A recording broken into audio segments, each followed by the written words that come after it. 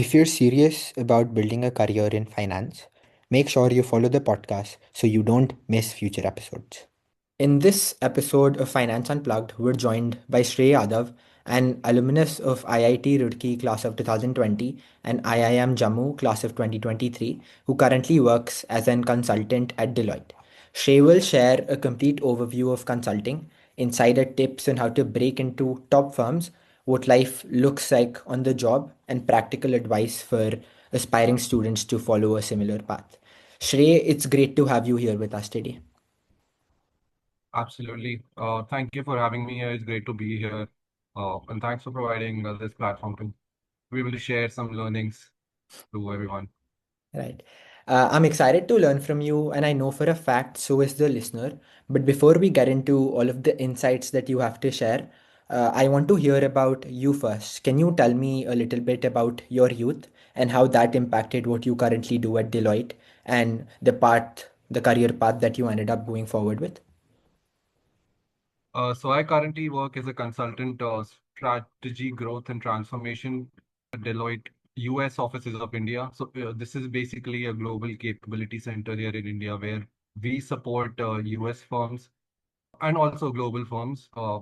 Primarily, what I work in is the transformation aspect of it, where we help organizations with their, transformation capabilities, mostly related to sustainability. Right, right.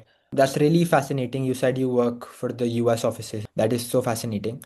The next question I have for you is about your day to day.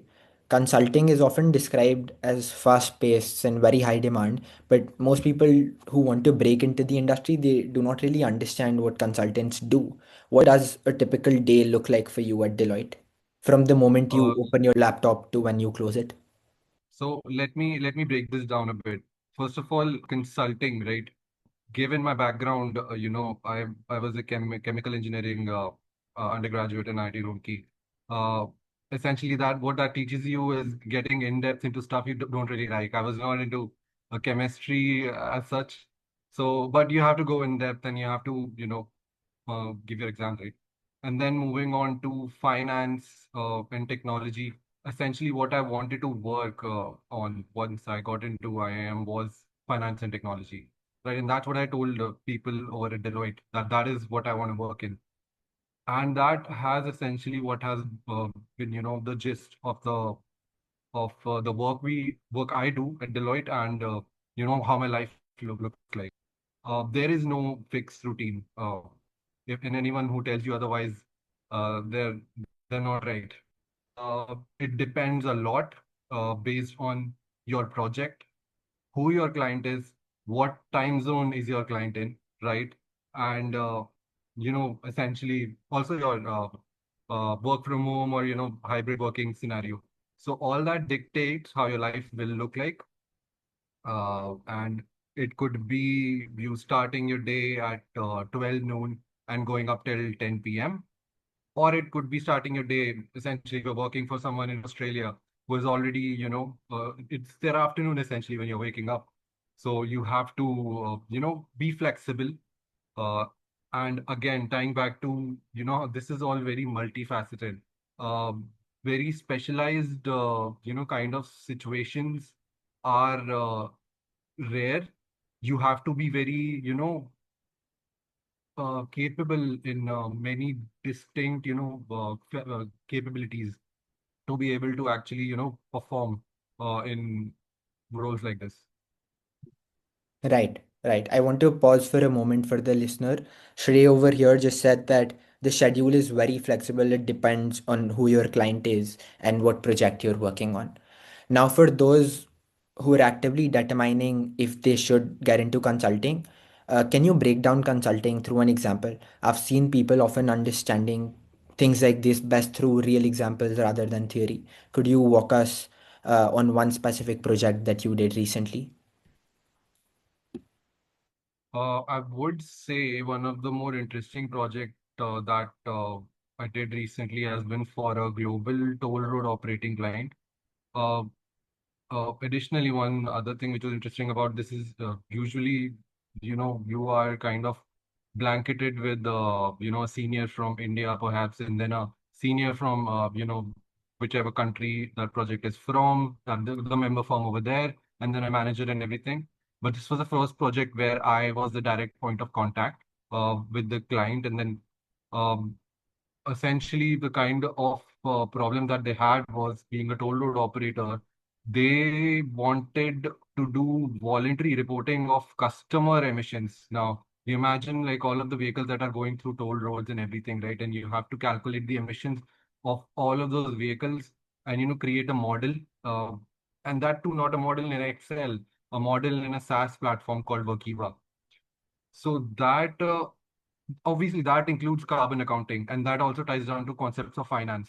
And then you essentially should know Workiva as well, which in turn demands, knowledge of kind of Excel, Word, SQL, and data management, right? Because you're going to be having vehicle data of how many vehicles of what category pass through which toll, and then you'll have to model that into average emissions and through a whole emission model, and then all of that is hosted on cloud-enabled spreadsheets and Word documents.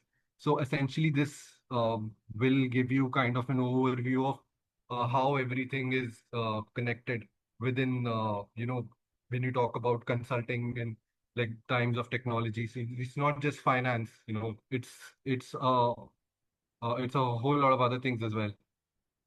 And yeah, as I said, this was the first project where I was able to work directly with the client. So definitely that was a huge learning experience. And the best thing out of that is after doing that project, I just feel way more confident going forward in my project because I know I'm able to handle that, right? So that kind of confidence you get when you do something right on your own without any padding of other seniors, that's just amazing. Right. That was such an interesting story. You mentioned this was the first project where you were the direct contact point. And I want to know how it is that somebody who's working in consulting can develop that trust. I was reading this article earlier about this guy named Aaman Sehdev who works at McKinsey. He apparently made partner in 7 years, which raises questions about what differentiates top performers. According to you, what separates consultants who accelerate that quickly to those who don't? And how can somebody work on those qualities early on in their careers? Okay, that's a great question, Arav. I mean, let's say we have people who are at the same level of technical and functional proficiency, right? How does one actually accelerate their path in a consulting kind of environment?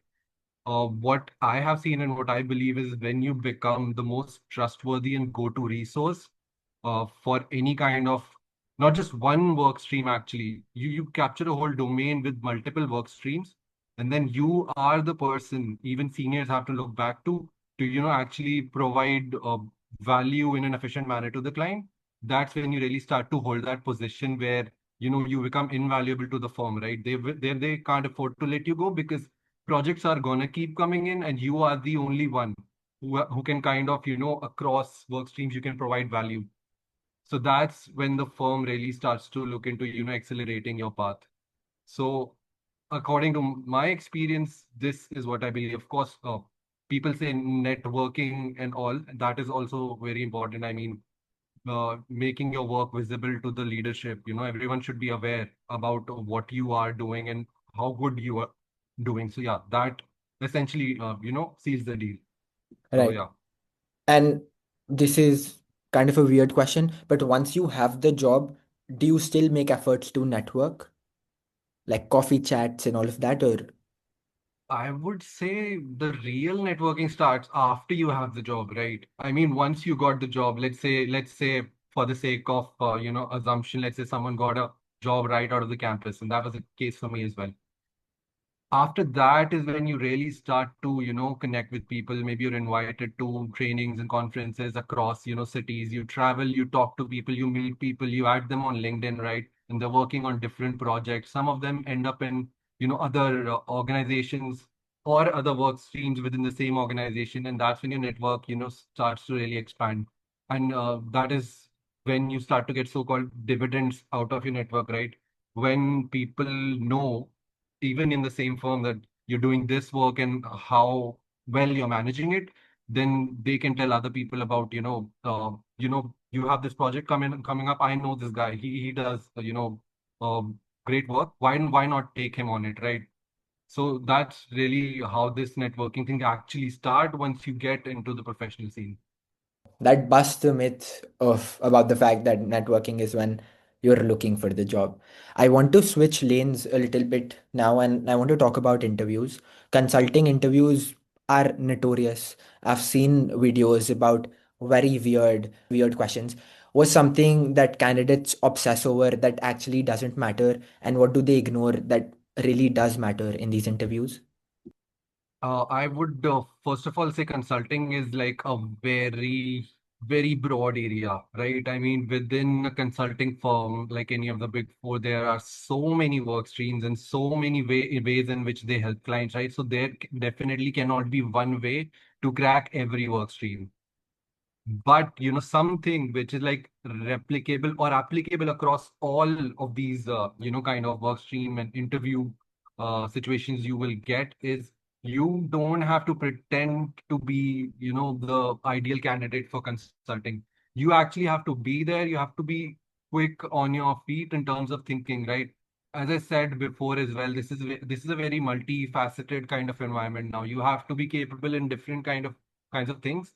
It's not just finance. Okay, they're going to stick to finance. No, you should know finance, technology. You should know, you know, a lot of things.